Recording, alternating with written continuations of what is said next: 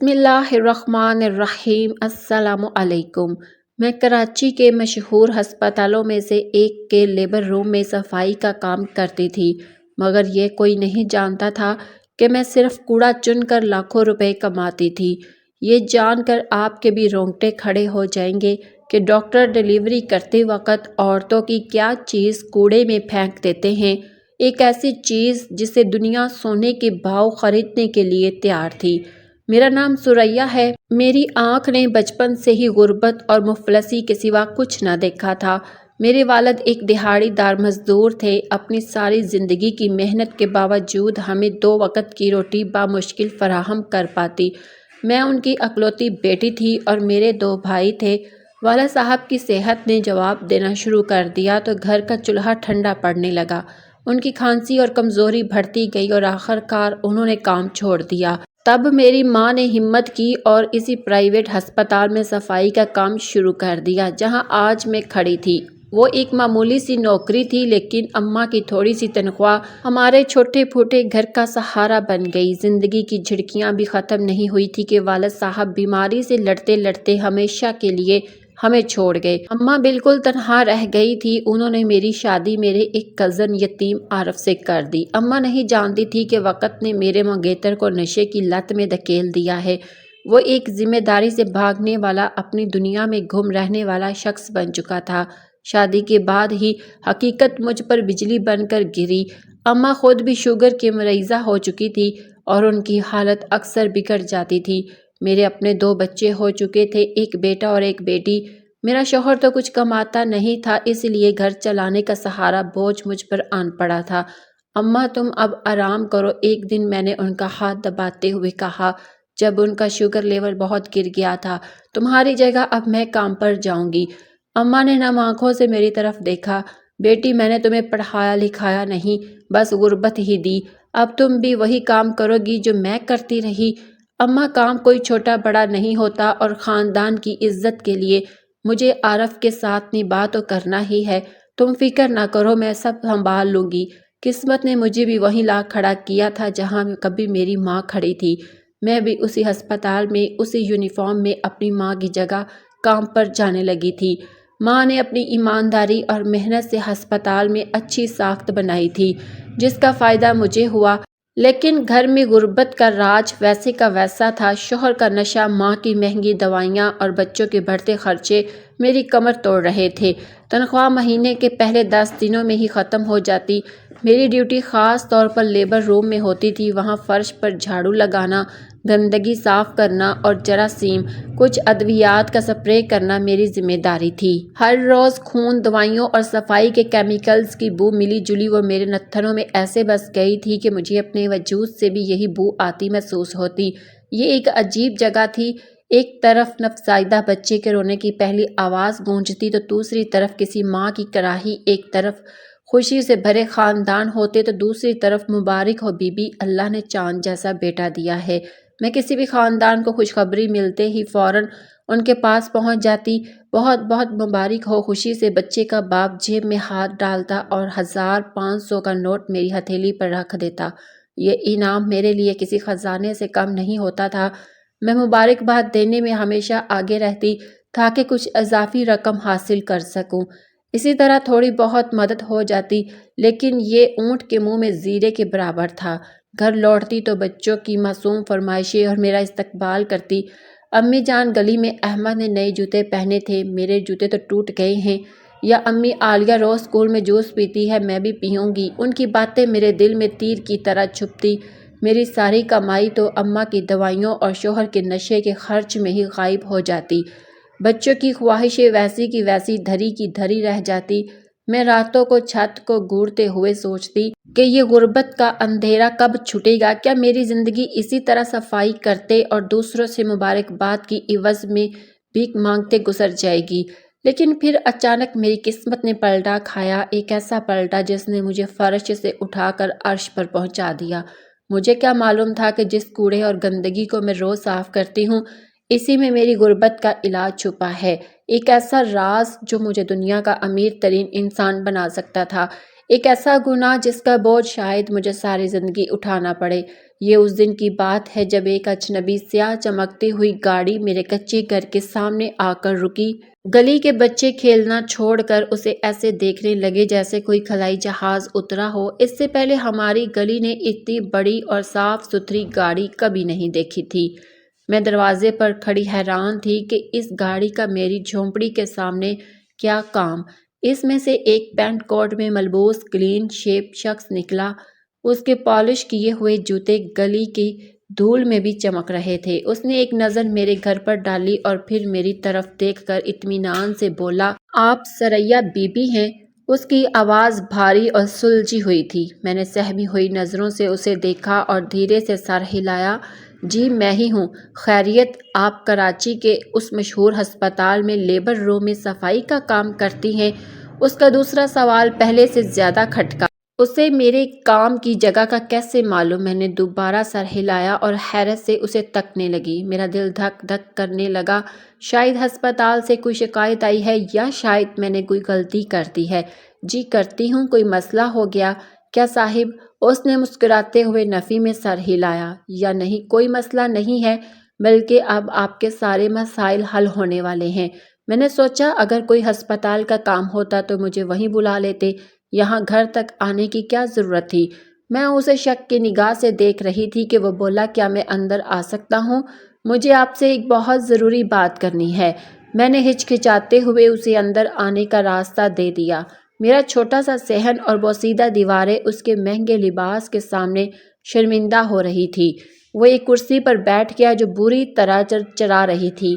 دیکھیے صاحب، میں اجنبیوں سے بات نہیں کرتی، میں نے تھوڑی ہمت کر کے کہا، لیکن آپ نے میرے ہسپتال کا نام لیا ہے۔ میں وہاں پچھلے 5 سال سے کام کر رہی ہوں اور مجھ سے پہلے میری ماں 15 سال سے وہی تھی۔ یہ سن کر اس کی آنکھوں میں عجیب سی چمک آئی اور وہ مزید خوش ہو کر بولا، پھر تو آپ اس ہسپتال کی ایک ایک بات سے واقف ہوں گی، خاص کر لیبر روم کے معاملات سے۔ جی بالکل واقف ہوں۔ وہاں کی انتظامیہ بہت اچھی ہے، سب اپنا کام ایمانداری سے کرتے ہیں، میں نے دفاعی انداز میں کہا۔ وہ میری طرف جھکا اور آہستہ لہجے میں بولا، بس ان کی اسی اچھائی کا تھوڑا فائدہ اٹھانا ہے جسے تمہیں اتنا منافع ملے گا کہ تم سوچ بھی نہیں سکتی۔ کیسا منافع؟ میں حیرانی سے اس کی طرف دیکھنے لگی۔ میں کچھ سمجھی نہیں۔ تم نے وہاں سے کوڑا ہی چننا ہوگا، اس نے میری آنکھوں میں دیکھتے ہوئے کہا، لیکن اس کوڑے میں ہی تمہارے لیے ایک قیمتی چیز ہے جو تمہیں مہینوں یا سالوں میں نہیں بلکہ دنوں میں کروڑ پتی بنا دے گی۔ اس کا جملہ میرے دماغ میں ہتھوڑے کی طرح لگا۔ کروڑ پتی اور وہ بھی کوڑے سے؟ مجھے ایک لمحے کے لیے لگا کہ یہ شخص یا تو پاگل ہے یا میرا مذاق اڑا رہا ہے، یہاں میری غربت کا مذاق اڑانے آئے ہو۔ میرا لہجہ تلخ ہو گیا، مانا کہ تم لوگ امیر ہو اور ہم کوڑا اٹھانے والے ہیں، لیکن ہمیں ہماری زندگی جینے دو یہاں سے۔ وہ میری بات پر غصہ کرنے کی بجائے ہلکا سا مسکرایا۔ ثریا بی بی، جو چیز میں آپ کو بتانے جا رہا ہوں یہ شاید آپ کے ہسپتال کے بڑے بڑے ڈاکٹروں کو بھی معلوم نہ ہو، کیونکہ یہ پاکستان ہے اور یہاں لوگوں میں اس بات کی آگاہی ہی نہیں کہ عورتوں میں بچے کی پیدائش کے بعد ایک ایسی قیمتی چیز کوڑے میں پھینک دی جاتی ہے جسے ہزاروں نہیں لاکھوں روپے کمائے جا سکتے ہیں۔ اس کی باتوں میں کچھ ایسا تھا جس نے میرے غصے کو تجسس میں بدل دیا۔ کون سی چیز؟ کیسی قیمتی چیز؟ وہ میں تمہیں بتاؤں گا۔ اس نے اپنی جیب سے ایک چھوٹی سی پرچی نکالی۔ کل سے جب بھی کوئی ڈیلیوری ہو تم نے کوڑے میں سے وہ چیز نکال کر الگ ایک تھیلے میں رکھ لینی ہے۔ ٹھیک ہے، رکھ دوں گی، میں نے بے صبری سے کہا، لیکن مجھے بتاؤ تو صحیح آخر وہ چیز ہے کیا؟ اس نے وہ پرچی میری طرف بڑھا دی۔ اس پر سب لکھا ہے، اسے غور سے پڑھ لو، کل سے تمہارا کام شروع، میں تم سے خود رابطہ کروں گا۔ یہ کہہ کر وہ اٹھا اور باہر نکل گیا۔ میں اسے جاتے ہوئے دیکھتی رہی جب تک اس کی کالی گاڑی گلی کے موڑ پر غائب نہ ہو گئی۔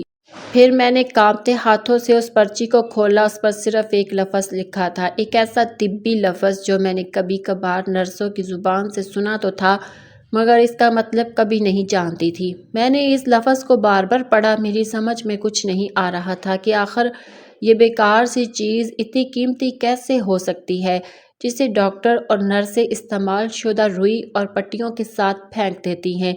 میرا دل کہہ رہا تھا کہ یہ کوئی دھوکہ ہے، کوئی جال ہے، لیکن میرا دماغ کہہ رہا تھا کہ اگر اس کی باتوں میں ذرا بھر بھی سچائی ہوئی تو میری اور میرے بچوں کی زندگی بدل جائے گی۔ اس ایک لفظ نے میرے اندر لالچ اور خوف کی کڑی جنگ چھیڑ دی، جس کا فیصلہ اگلی صبح ہسپتال کے لیبر روم میں ہونا تھا۔ اس رات مجھے نیند نہیں آئی، میں بستر پر کروٹیں بدلتی رہی اور وہ پرچی پر لکھا ایک لفظ میرے ذہن میں گشت کرتا رہا۔ وہ اجنبی شخص، اس کی پر اطمینان آنکھیں اور کروڑ پتی بننے کی پیشکش، یہ سب کسی خواب کی طرح لگ رہا تھا۔ ایک ایسا خواب جو ڈراؤنا بھی تھا اور حسین بھی۔ ایک طرف میرے اندر کا خوف مجھے اس گناہ سے روک رہا تھا تو دوسری طرف میرے گھر کی غربت، بچوں کے مرجھائے ہوئے چہرے اور ماں کی بیماری مجھے اس دلدل میں دھکیل رہی تھی۔ میں نے اٹھ کر کونے میں سوئے ہوئے اپنے بچوں کو دیکھا۔ چاند کی ہلکی سی روشنی ان کے معصوم چہروں پر پڑ رہی تھی۔ ان کے پھٹے ہوئے کپڑے اور بھوک سے کمزور جسم دیکھ کر میرے دل میں ایک آواز اٹھی، نہیں، میں تم لوگوں کی زندگی ایسے برباد نہیں ہونے دوں گی۔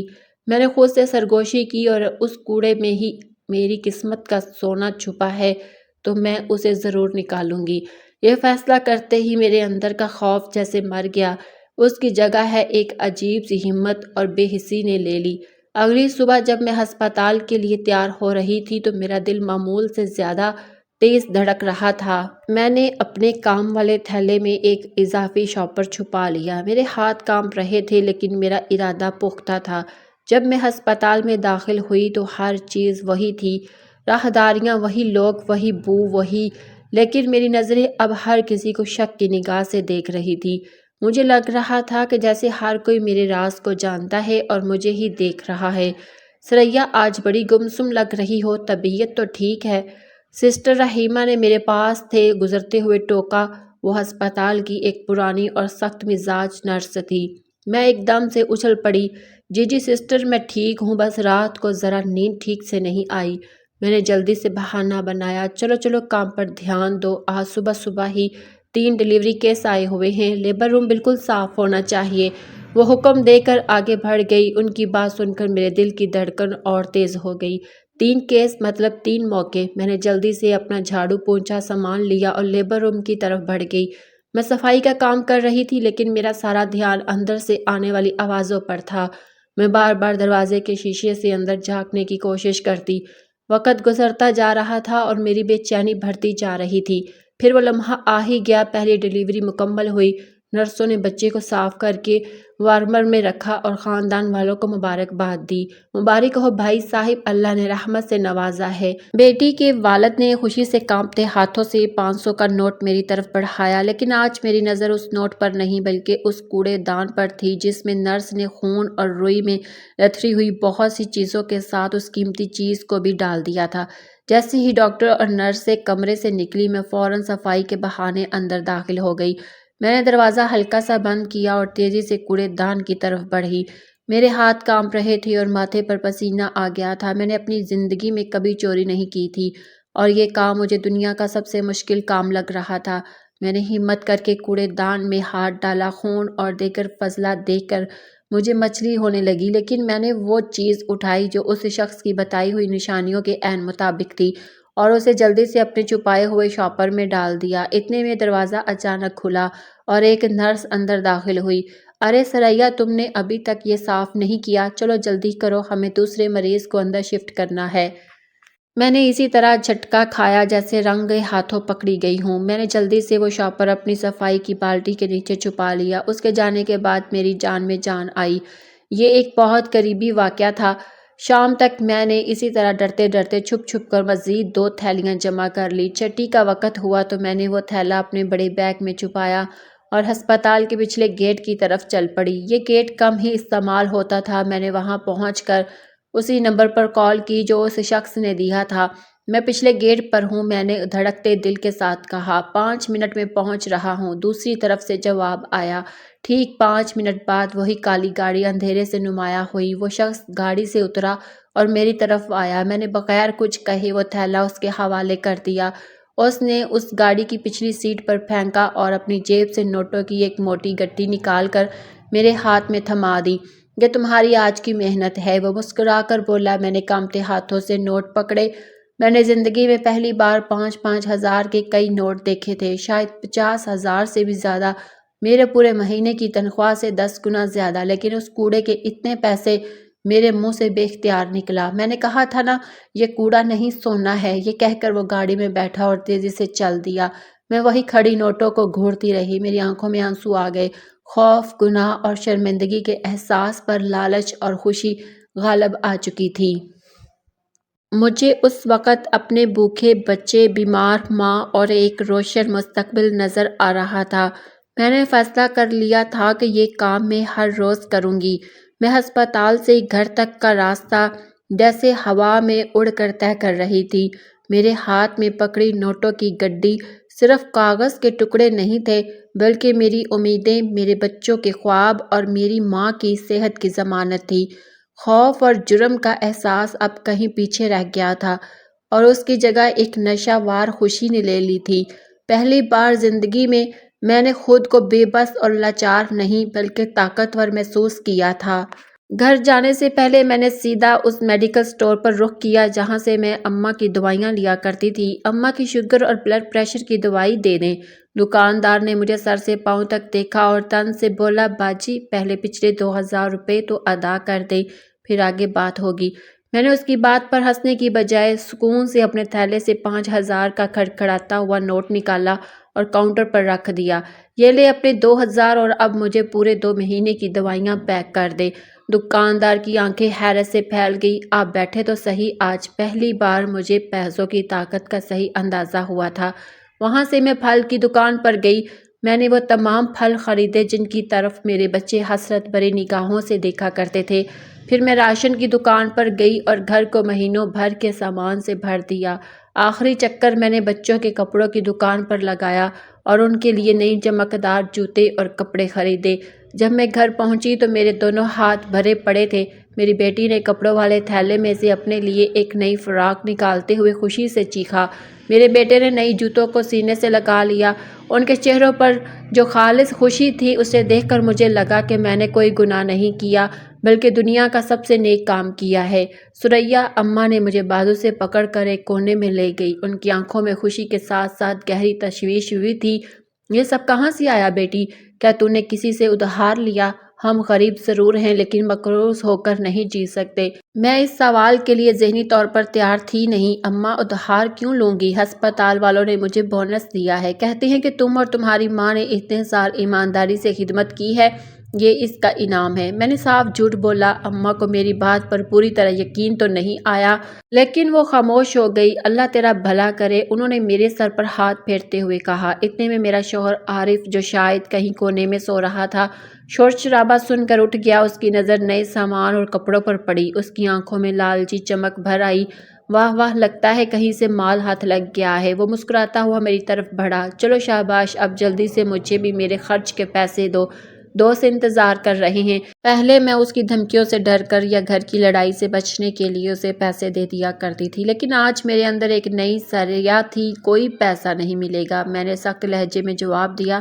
یہ پیسے میرے بچوں کے کپڑوں اور میری ماں کی دوائیوں کے لیے ہے، تمہارے نشے کے لیے نہیں۔ وہ غصے سے میری طرف جھپکا۔ تیری ہمت کیسے ہوئی مجھے جواب دینے کی؟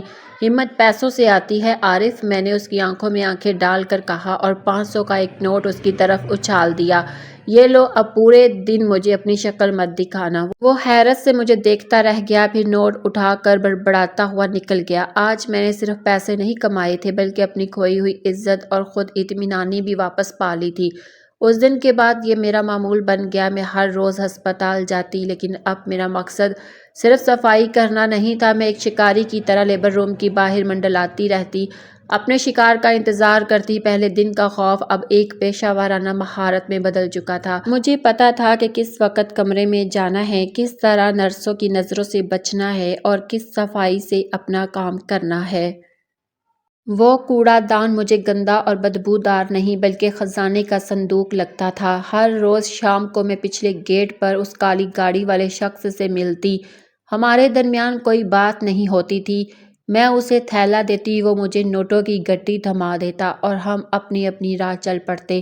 چند ہی ہفتوں میں میرے گھر کا نقشہ بدل گیا۔ ٹوٹی ہوئی چارپائی کی جگہ نئے بستر آ گئے، کچن میں نئے برتن اور ہر طرح کا راشن موجود تھا۔ میرے بچوں نے اچھا کھانا کھانا اور اچھے کپڑے پہننا شروع کر دیے تھے۔ اماں کی صحت بھی وقت پر دوائی ملنے سے بہتر ہونے لگی تھی، لیکن یہ تبدیلی محلے والوں کی نظروں میں بھی آ رہی تھی۔ ارے واہ سریا، پڑوسن نے ایک دن مجھے نئے کپڑوں میں دیکھ کر ٹوکا۔ لگتا ہے کوئی لاٹری نکل آئی ہے تمہاری۔ میں بس مسکرا کر رہ جاتی اور کہتی بس جی اللہ کا کرم ہے۔ مجھے معلوم تھا کہ لوگوں کی نظریں میرا پیچھا کر رہی ہیں، ان کی سرگوشیاں مجھے سنائی دیتی تھی۔ اب ماں کے خاموش فکر مند نگاہیں بھی مجھ سے سوال کرتی تھی، لیکن میرے سر پر دولت کا نشہ سوار تھا۔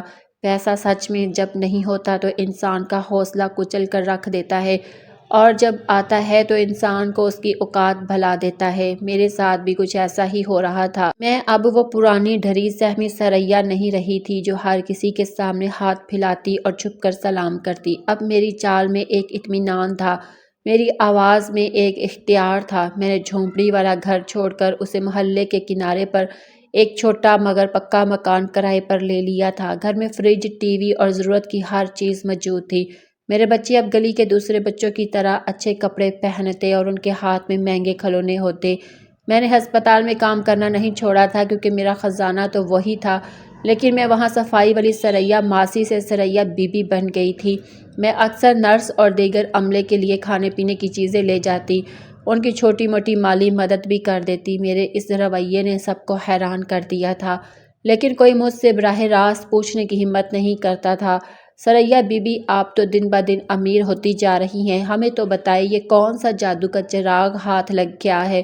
ایک دن ایک وارڈ بوائے نے چائے پیتے ہوئے مجھ سے چھیڑ چھاڑ کی۔ میں نے مسکراتے ہوئے کہا تم بھی محنت کرو، تمہیں بھی ملے گا، لیکن اندر ہی اندر میں ہر وقت ایک انجانے خوف میں مبتلا رہتی۔ رات کو ہلکی سی آہٹ پر میری آنکھ کھل جاتی۔ ہسپتال میں اگر کوئی مجھے گھور کر دیکھ لیتا تو میرا دل ہلکان ہو جاتا۔ مجھے ہر وقت لگتا جیسے کوئی میرا پیچھا کر رہا ہے، جیسے دیواروں کے بھی کان ہیں جو میرا راز سن رہے ہیں۔ میرا لالچ مجھے روز اس آگ میں دھکیلتا تھا، لیکن میرا ضمیر مجھے ہر لمحہ ملامت کرتا تھا۔ ایک دن میں معمول کے مطابق لیبر روم کی صفائی کر رہی تھی جب ہیڈ نرس اچانک اندر آ گئی۔ وہ ایک بہت سخت اور اصول پسند خاتون تھی۔ ان کی آمد پر سبھی عملہ کانپ جاتا تھا۔ سریا، یہ کوڑے دان ابھی تک بھرا کیوں پڑا ہے؟ انہوں نے اپنی باریک آواز میں سختی سے پوچھا۔ تم جانتی ہو کہ انفیکشن پھیلنے کا خطرہ ہوتا ہے۔ اس وقت کوڑے دان میں میرا سامان بھی موجود تھا۔ میرا خون جیسے رگوں میں جم گیا۔ جی جی میڈم، بس ابھی اٹھانے ہی لگی تھی۔ دوسری مریض کی حالت زیادہ خراب تھی تو میں وہاں مدد کرنے چلی گئی تھی، میں نے گھبرا کر جواب دیا۔ انہوں نے شک بھری نگاہوں سے مجھے اور پھر کوڑے دان کو دیکھا۔ آج کل تمہارا دھیان کام پر کم اور ادھر ادھر زیادہ ہوتا ہے۔ یاد رکھو یہ ہسپتال ہے، تمہارا گھر نہیں۔ یہاں ایک چھوٹی سی غلطی بھی کسی کی جان لے سکتی ہے۔ یہ کہہ کر وہ کمرے سے نکل گئی۔ ان کے جانے کے بعد میں نے گہری سانس لی۔ میری ٹانگیں کانپ رہی تھی۔ یہ آج تک کا سب سے قریبی خطرہ تھا۔ اس واقعہ نے مجھے مزید محتاط کر دیا، لیکن میرے لالچ کو کم نہ کر سکا۔ پیسوں نے میرے گھر کا ماحول بھی بدل دیا تھا۔ عارف، میرا شوہر، اب مجھ سے لڑنے یا ہاتھ اٹھانے کی جرأت نہیں کرتا تھا۔ اسے معلوم تھا کہ اس کا نشہ اور عیاشی اب میرے پیسوں پر مقتصر ہے۔ وہ گرتے کی طرح میرے آگے پیچھے دم ہلاتا رہتا۔ سریا، آج دوستوں کے ساتھ پارٹی کا پروگرام ہے، کچھ 1000 روپے چاہیے۔ وہ ایک شام میرے پاس آ کر اجازت سے بولا۔ میں نے ٹی وی سے نظریں ہٹائے بغیر کہا، پارٹی کی خوشی میں تم نے کون سا کوئی کام شروع کر دیا ہے؟ ارے میری جان، تم جو کماتی ہو وہ میرا ہی تو ہے، اب اتنا تو حق بنتا ہے نا میرا۔ میں نے ہنستے ہوئے اسے دیکھا۔ تمہارا کوئی حق نہیں ہے، یہ میری محنت کی کمائی ہے۔ لیکن پھر میں نے سوچا کہ اس سے بحث کرنا بیکار ہے۔ میں نے پرس سے چند نوٹ نکال کر اس کی طرف پھینک دیے۔ آئندہ مجھ سے اس طرح بات مت کرنا۔ وہ پیسے اٹھا کر خاموشی سے چل دیا۔ طاقت کا توازن مکمل طور پر بدل چکا تھا، لیکن اماں میری اس تبدیلی سے خوش نہیں تھی۔ وہ اکثر مجھے اداس اور فکر مند نظروں سے دیکھتی رہتی۔ سریا ایک رات جب بچے سو گئے تو میرے پاس آ کر بیٹھ گئی۔ مجھے سچ سچ بتا بیٹی، یہ سب کیا ہو رہا ہے؟ اتنا پیسہ کہاں سے آ رہا ہے؟ مجھے یہ بونس والی کہانی ہضم نہیں ہو رہی۔ مجھے ڈر لگتا ہے کہ تم کسی غلط راستے پر نہ چل پڑی ہو۔ میں نے ان کی آنکھوں میں آنکھیں ڈال کر بات نہ کر سکی۔ اماں، تم کیوں پریشان ہوتی ہو؟ میں نے تم سے کہا نا، سب ٹھیک ہے۔ تم بس اپنی صحت کا خیال رکھو اور خوش رہو۔ ہم نے بہت غربت دیکھ لی، اب اچھے دن آئے ہیں۔ تو اس کی قدر کرو بیٹی، حرام کے پیسوں سے آئے اچھے دن عذاب ہوتے ہیں۔ اماں نے روتے ہوئے کہا، مجھے تیری آنکھوں میں وہ پہلے والی معصومیت نظر نہیں آتی، ایک خوف نظر آتا ہے۔ مجھے بتا دے اس سے پہلے کہ بہت دیر ہو جائے۔ میں ان کی بات کا کوئی جواب دیے بغیر اٹھ کر اپنے کمرے میں چلی گئی۔ اماں کے آنسوؤں نے میرے دل پر گہرا اثر کیا تھا، لیکن واپسی کا راستہ بند ہو چکا تھا۔ میں اس دلدل میں گردن تک پھنس چکی تھی جہاں سے نکلنا میرے بس میں نہیں تھا۔ مجھے نہیں معلوم تھا کہ آگے میری قسمت میں کیا لکھا ہے، لیکن اتنا ضرور جانتی تھی کہ یہ راستہ تباہی کی طرف جا رہا ہے۔ چند مہینوں میں ہی میں امیر ہو گئی تھی۔ میں نے کرائے کا مکان چھوڑ کر اپنا ذاتی چھوٹا سا بنگلہ خرید لیا تھا۔ میری جھونپڑی والی زندگی اب ایک یاد بن چکی تھی، لیکن میں نے اپنا کام ابھی نہیں چھوڑا تھا۔ میرا لالچ مجھے ہر روز اس ہسپتال کے لیبر روم میں کھینچ لاتا تھا۔ میں اب بھی وہی پرانا سادہ لباس پہن کر ہسپتال جاتی تاکہ کسی کو مجھ پر شک نہ ہو۔ دن رات میں لیبر روم کی صفائی کرتی اور جیسے مجھے اپنے کام کی چیز ملتی اسے اپنے بیگ میں چھپا دیتی اور شام کو اسی کالی گاڑی والے کو دیتی۔ وہ شخص میرا محسن بھی تھا اور میرا سب سے بڑا خوف بھی۔ اس سارے عرصے میں ہمارے درمیان کام کے علاوہ کوئی بات نہیں ہوئی تھی، لیکن ایک شام جب میں نے اسے تھیلا تھمایا اور اس نے مجھے پیسوں کی گڈی دی، میں نے ہمت کر کے پوچھ ہی لیا، صاحب ایک بات پوچھوں، آخر آپ اس کوڑے کا کرتے کیا ہیں؟ یہ اتنا قیمتی کیوں ہے؟ وہ ایک لمحے کے لیے خاموش رہا، پھر اس کے ہونٹوں پر ایک عجیب سی مسکراہٹ نمایاں ہوئی۔ تمہیں پیسوں سے مطلب ہے؟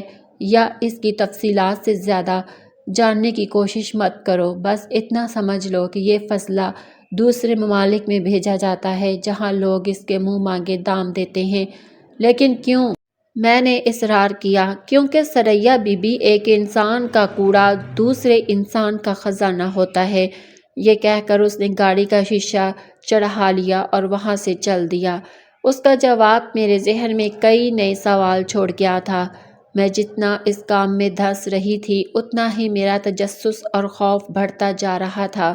ہسپتال میں اب حالات بدل رہے تھے۔ میرا چند مہینوں میں امیر ہو جانا کسی سے چھپا نہیں تھا۔ ڈاکٹرز اور نرسیں اب اکثر مجھے روک کر اس بارے میں پوچھنے لگی، خاص طور پر سسٹر رحیمہ، جن کی اکھابی نظریں ہمیشہ مجھ پر جمی رہتی تھی۔ وہ اکثر مجھے لیبر روم کے آس پاس بلا وجہ منڈلاتی ہوئی پکڑ لیتی۔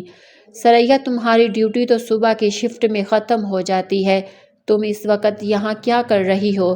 ایک دوپہر انہوں نے مجھے راہداری میں روک لیا۔ وہ میں بس گھر جا رہی تھی تو سوچا ایک چکر لگا لوں گی، تو کوئی کام تو نہیں ہے؟ میں نے گھبرا کے جواب دیا، کام؟ انہوں نے طنزیہ مسکراہٹ کے ساتھ کہا، کام تو تم آج کل بہت کر رہی ہو ثریا، اتنا کام کہ تمہاری جھونپڑی محل بن گئی ہے، ہمیں بھی تو کچھ دکھاؤ۔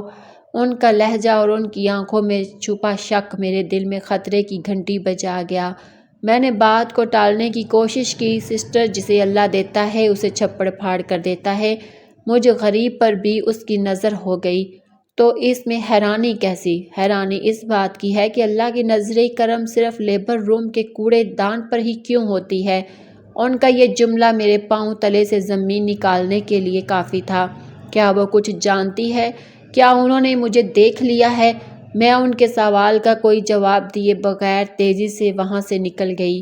اس دن پہلی بار مجھے لگا کہ میرا یہ کھیل اب ختم ہونے والا ہے۔ گھر پہنچی تو اماں جائے نماز پر بیٹھی دعا مانگ رہی تھی۔ ان کے آنسوؤں سے جائے نماز کا کونا بھیگ چکا تھا۔ مجھے دیکھ کر انہوں نے ہاتھ اٹھا کر بد دعا دی، اے اللہ، اگر میری بیٹی کسی غلط راستے پر چل رہی ہے، اگر یہ دولت کسی حرام ذریعے سے آئی ہے تو اسے اس دلدل سے نکال لے، اس سے پہلے کہ یہ اس میں ڈوب کر مر جائے۔ ان کے الفاظ میرے سینے میں خنجر کی طرح پیوست ہو گئے۔ اماں، یہ تو کیا کر رہی ہو؟ میں چیخی، تم اپنی ہی بیٹی کے لیے بد دعا کر رہی ہو۔ وہ روتے میرے سامنے کھڑی ہو گئی۔ آج ان کی آنکھوں میں ممتا نہیں بلکہ خوف اور غصہ تھا۔ ہاں کر رہی ہوں، کیونکہ میں ایک چور اور گناہ گار بیٹی کی ماں نہیں بننا چاہتی۔ ناظرین، اس ویڈیو کا اگلا حصہ سننے کے لیے اسی چینل پر آپ اس ویڈیو کو ضرور دیکھیے گا۔ آپ کو اس کا پارٹ 2 ضرور اسی چینل پر ملے گا۔